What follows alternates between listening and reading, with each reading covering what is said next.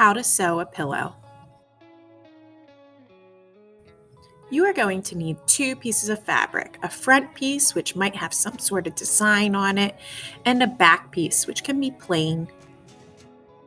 You will also need some yarn, a needle, maybe you want a tiny piece of paper to help you thread your needle, scissors, and some fluff. To make a pillow, you're going to need a front fabric and a back fabric, and you want them to be exactly the same size. So I'm going to use this square stencil to trace around to make sure my 2 fabrics are the exact same size. You don't have to make square pillows. You could make rectangle, circle, triangle, octagon. Different shapes are fine. For my second piece, I'm going to use the corners, so that way the rest of the fabric can be saved as a scrap. It also means I have less cutting to do. Now that I have my 2 pieces of fabric, I'm going to cut them out. I can't stress enough how important it is that the front piece is the same size as the back piece, so you need to check after you finish cutting that they are the exact same. Place the good side of the fabrics facing each other and the bad side of the fabrics facing out, and then prepare your yarn for sewing. Our little hack for threading a needle is to place the string in the middle of a long, skinny piece of paper. Place the paper through the eye of the needle and pull the paper through. So much easier than trying to shove the string through. Bring the needle to the middle of the string or yarn and bring the ends together. Then tie a double knot to make sure that those strings stay together. Do your best to make sure the needle is really in the middle, because if it's a little bit crooked, it'll make things harder. I like to tie a double knot so it's nice and big and can't be pulled through a hole.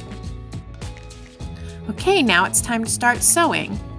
Take your needle and go through both of the fabrics at the same time while they are together. Push it all the way through and pull it out to the other side. Now, normally our needle goes from the bottom to the top, from the top to the bottom. But when we're making a pillow, we're going to use what's called a whip stitch, which is when you go from the bottom to the top, from the bottom to the top, from the bottom to the top, and the string wraps around the edge of the fabric. This is good because it actually holds the stuffing in better than a running stitch would. So I'm going to sew from the bottom to the top to the bottom to the top, and my string's going to wrap around the edge. That's good in this case. Okay, I'm going to speed up the video and I'm going to continue my whip stitch bottom to the top, all the way around the edge of the pillow. I'm going to go until I have a hole left in the side of the pillow. This hole will be used for turning the pillow right side out and stuffing it, so make sure you don't sew all the way. Okay, now that I just have this gap left, it's time to make the pillow look pretty on the outside. So I'm going to turn it inside out or right side out like you would a t-shirt that came out of the laundry facing the wrong way. Make sure to stick your fingers in the corners because those areas don't like to flip as easily. Now that it's all flipped the right way, I can check the edges, make sure everything's sewn nice and tight. You can see my whip stitch worked really well. And now it's time to use our favorite material, fluff. So I'm going to take some of this fluff, break it into smaller pieces, and shove it into that hole. The hardest part is making sure it gets in all the corners. So do the corners first, and then add as much as you want. After your fluff is all added, it's time to sew up the hole.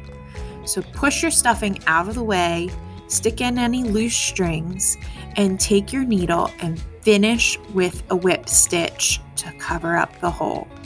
So I'm going from the front to the back, front to the back, front to the back, or you can go from the back to the front, back to the front. Just make sure it's a whip stitch and you're going the same direction the whole time. Once you get to the very end, you're going to tie a knot and voila! Cut off the extra string and then your pillow's finished. Great job!